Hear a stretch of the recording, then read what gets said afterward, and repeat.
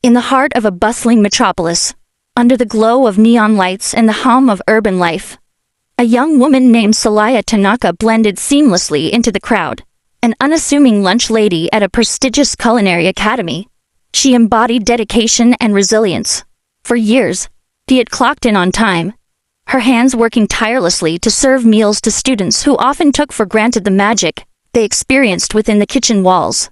Solaya had dreams, though they flickered dimly like faraway stars, dimmed not only by life's demands, but also by the persistent reminder that she was always an outsider here. Though she held certifications and experience, her resume was once called unconventional in front of others. Her colleagues rarely invited her into conversations unless they needed an extra pair of hands. One senior chef, a French instructor with decades at the academy, had once scoffed, "Lunch staff shouldn't pretend they're part of the kitchen, they just reheat food." Another had looked her up and down during orientation and muttered, "Of course she's Tanaka. We needed someone to cover Asian cuisine. Right?" She wasn't hired for her skill, she realized. She was filling a slot, ticking a box. Despite the comments, the slights, the sideways glances she endured, day after day, she showed up, worked without complaint, and watched others get praised for less. One fateful evening, as the school emptied after a long day, she lingered in the dimly lit kitchen, typically bustling with chatter and laughter. This space was now eerily silent, drawn to the faint glow of the fridge light. She rifled through the shelves, hoping to find a spare meal to take home. Just as she thought she was alone, the head chef, a renowned culinary artist named Hiroshi, walked in. He paused. Unlike the others, Hiroshi had never made her feel small. But he also hadn't gone out of his way to challenge the system. He was respected, celebrated, a fixture of the academy's reputation. Solaya respected him, but she also feared his silence. He noticed her rummaging and said nothing at first. His presence was calm but unreadable, his eyes fixed as she straightened up, hands half hidden behind the fridge door. A strange silence settled between them. While Solaya had always kept her head down, something broke inside her that night. Just enough to let a whisper through. "Could I possibly take something home?" she asked, eyes lowered. Her voice trembled more than she'd expected. Hiroshi's brow furrowed.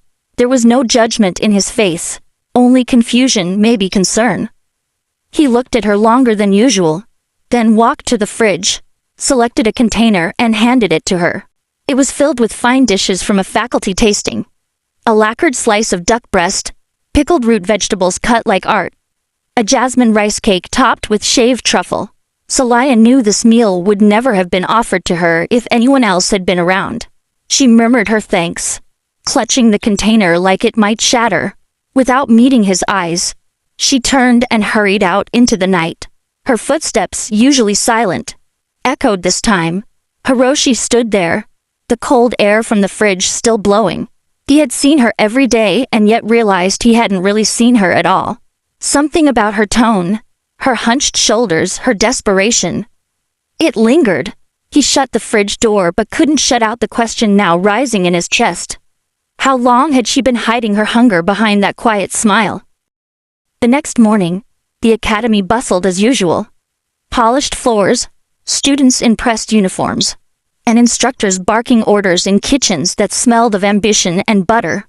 Solaya moved quietly among them, as she always did, preparing lunch trays no one admired, cleaning spills no one noticed. A group of trainees passed her, giggling at a joke one of them made in hushed tones. "She probably lives off leftovers," one of them said. Not quite a whisper, not quite a joke. She kept her head down, pretending she hadn't heard. But Hiroshi, passing by with a clipboard, did. He glanced over sharply, the words lingering like steam rising from a fresh burn. He didn't say anything, but the expression on his face shifted. Something cracked beneath the composed surface. All day, as he taught his advanced plating class, his thoughts wandered. He remembered the moment Solaya had asked for food. How quiet her voice was. How quickly she left. Something in her eyes stayed with him. Not just need, but exhaustion. Like a flame burning from both ends. That evening, As the sun dipped behind the buildings and the kitchens fell quiet, Hiroshi stood at the staff exit, debating with himself. It wasn't his place. He barely knew her beyond schedules and duty rosters, but his feet moved before reason caught up. He slipped into his car and followed at a distance. The drive led him away from the shining lights of the central district and into the quieter arteries of the city, through residential streets, then narrower ones, lined with peeling paint and cracked concrete. The neighborhood was humble but alive. Children played barefoot in the alley. Dogs barked from balconies, and smells of stir-fried garlic and boiled rice filled the air. It was a world Hiroshi hadn't seen in years, not since he himself had started out in cramped apartments and cheap rooms. Long before medals and Michelin inspectors, he parked discreetly and walked down the block, his polished shoes clashing with the rhythm of the street. He reached a small apartment complex, its faded blue sign barely hanging on. He paused at the staircase, uncertain. Then a flicker of movement caught his eye. Solaya, climbing the steps two at a time, balancing her tote against her side. She entered a unit on the second floor and left the door slightly ajar. Light spilled from inside. Hiroshi hesitated. This was not what he did. He didn't peer into windows, didn't spy on his staff. But the sound of soft laughter stopped him. Carefully, quietly, he stepped closer. Through the half-open curtain, he saw them. Solaya sat cross-legged on the floor. Two children nestled beside her. A boy and a girl, barely school-aged. A small foldable table sat between them, where she had unpacked the meal from the night before. The dishes, now slightly reheated, were plated with care, even elegance. She made it an occasion, laughing as she described each component like a professional chef would to a critic. Her voice sparkled as she said, "This one is called chawanmushi. It's like magic in a cup. Taste it slow." The children giggled, tasting the dish like royalty. Solaya watched them with a tenderness that masked the weariness etched into her shoulders. But Hiroshi's eyes drifted past the joy and landed on the truth. The room was nearly bare. A thin mattress lay in one corner, blankets folded precisely. A crate held a few books and toys, all worn but lovingly kept. The kitchen was a single hot plate beside a bucket sink. This wasn't a temporary hardship. This was how they lived. And then came the question, soft, piercing. "Mommy?" the little boy asked. "Will we eat like this again tomorrow?" Solaya's smile faltered, but she recovered quickly. "Yes, sweetheart," she whispered. "I'll find a way." Hiroshi's chest tightened. He felt ashamed. Not of her, but of himself. Of the system he was a part of. Of the hierarchy in the academy, the whispered jokes, the eyes that saw uniforms but not the people inside them. He stepped back from the window, his reflection caught in the glass. For a long moment, he just stood there. The sounds of the night mingling with the quiet throb in his ribs. This wasn't charity. This was justice long overdue. The next day, Hiroshi sat in his office, surrounded by medals, framed magazine covers, and photos of smiling alumni. The accolades once made him proud. Now they felt hollow. His fingers drummed against the edge of his desk as he stared blankly at his inbox. Unread messages piling up like leaves on an abandoned doorstep. Everything inside him was churning. Guilt, clarity, resolve. He had built a career teaching others how to craft perfect bites of food. But what about the people serving them? The ones warming the rice, washing the pans, sneaking out with leftovers for their children. A soft knock pulled him out of his haze. "Solaya Tanaka is here to start her shift," his assistant said. He nodded. When she entered, her uniform was pressed, her hair tied back neatly. But her eyes betrayed the fatigue she carried.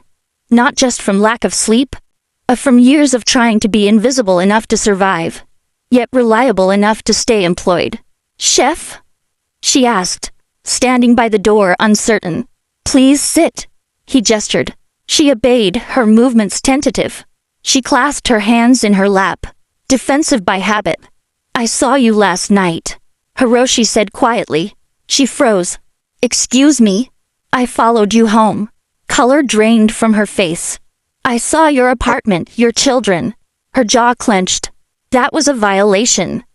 she whispered, voice trembling not with fear, but anger. You had no right. I know, he said quickly. And I'm sorry. I wasn't trying to invade your life. I needed to understand something I should have seen long ago. Solaya stood, as if preparing to walk out, but something in Hiroshi's expression stopped her. Not pity, not condescension, but sincerity, real, aching sincerity. He continued, the truth is, I've been complicit in a system that overlooks people like you, people who work harder than anyone else, but are never invited into the room, never given credit, never even seen. Her voice was tight. You think I don't notice when I'm assigned the dirty shifts while others do demos?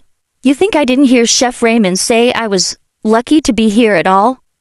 That I don't see the way they look at me when I suggest an idea? Like it's quaint, like I'm pretending to be something I'm not. Hiroshi flinched. He had heard those comments too, and he had done nothing. I see it now, he said, and I hate that I didn't speak up sooner. Silence hung between them.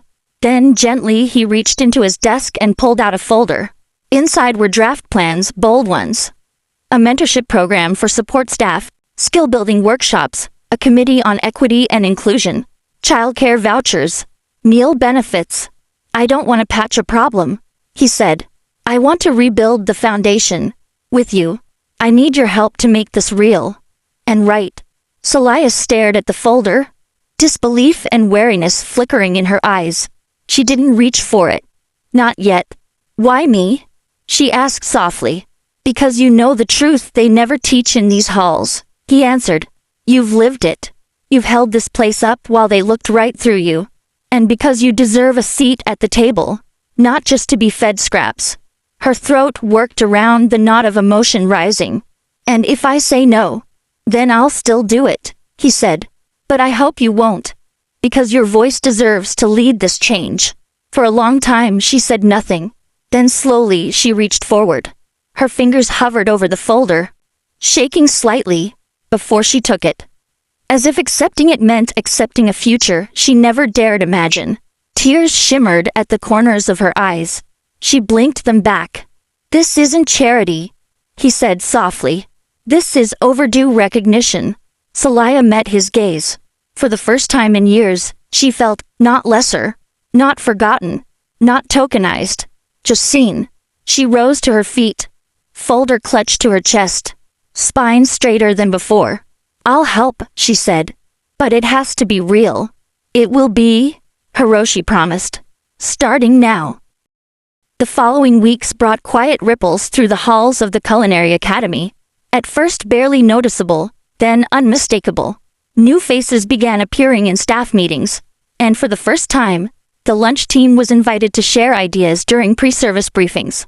Solaya found herself sitting at the same table where, not long ago, her presence had barely been acknowledged. At first, some snickered. One sous chef muttered, "What's next?" letting dishwashers write the syllabus. But Hiroshi heard him this time, and answered not with a reprimand, but by replacing him on the mentorship board. Solaya didn't need to raise her voice. Her presence was enough. Her insights led to small but profound shifts. Schedules that allowed single parents to pick up their children. Prep stations adapted for flexibility. Rotating menu tastings that included every team member's voice. Not just those with titles. For the first time, Solaya's name was printed on an internal newsletter. Beneath a quote, "People don't just want a paycheck. They want to be seen." She still worked hard, perhaps harder. But there was a different energy now. When she returned home each evening, the shadows in her small apartment didn't feel quite so heavy. Her children still slept on a mattress on the floor. But now there was a bookshelf beside them, filled with donated stories. On the fridge, a colored drawing labeled "Mommy's Work" showed her in a chef's hat. An image once unimaginable. One morning, as the Academy hosted its annual culinary showcase, the air buzzed with excitement. Students bustled through the halls. Instructors barked orders, and cameras flashed as VIP guests toured the kitchens. But something was different this year. At the center table stood not only Hiroshi, but Solaya, dressed in crisp whites. The Academy's insignia stitched proudly on her jacket. Her presence turned heads. But she didn't shrink. She stood with quiet strength as her team presented a dish she helped design. Humble ingredients elevated through technique, inspired by her late grandmother's recipes. After the applause, a young trainee approached her shyly. "My parents are cooks," he said. "But they told me this place wasn't made for people like us." Solaya knelt to meet his gaze. "That's what they told me too," she said. "But we're rewriting the rules now." Later that afternoon, as the event wound down, Hiroshi joined her by the window overlooking the courtyard. Students gathered around tables, laughing and eating. A community no longer divided by aprons or accents. "You know," he said, "for the first time in my career, I feel like I'm actually doing something that matters." Solaya smiled, not the polite, guarded smile she used to wear, but one full of breath of knowing. "It always mattered," she replied. "You just had to look past the titles." They stood in silence, not needing to say more. Around them, the academy still gleamed with prestige. But now, finally, it shimmered with something deeper. Solaya's journey was never about charity. It was about dignity, about belonging, about reclaiming a space that had long kept her in the margins. And as the sun dipped beyond the city skyline, its lights spilling over tiled roofs and steel beams, one thing was clear. This wasn't just a story about food. It was about equity, and they were only at the beginning.